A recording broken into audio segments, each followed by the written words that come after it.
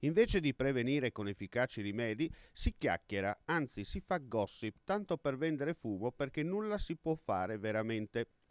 Una sterile polemica, quella sorta a distanza tra il comune di Udine e la locale procura della Repubblica, dopo l'ennesimo drammatico incidente verificatosi in Viale Venezia, costato la vita sabato scorso a due cittadini kosovari. Due corsie di marcia era il capolinea della vecchia statale Udine-Treviso, un lungo rettilineo con 3 intersezioni stradali regolate da semafori e varie entrate laterali.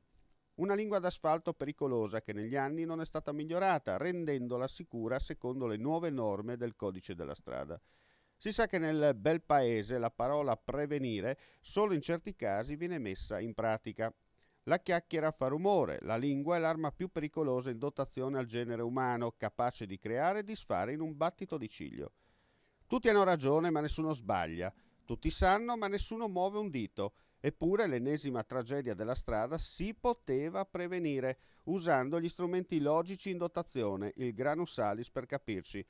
Ma come sempre accade, prima di fare e dare il carburante giusto alla macchina burocratica, bisogna aspettare un certo numero di vittime per poi operare. Tutto il resto è solo fumo nocivo per i cittadini, inutile per tutti. Burocrazia, una difficoltà per ogni soluzione.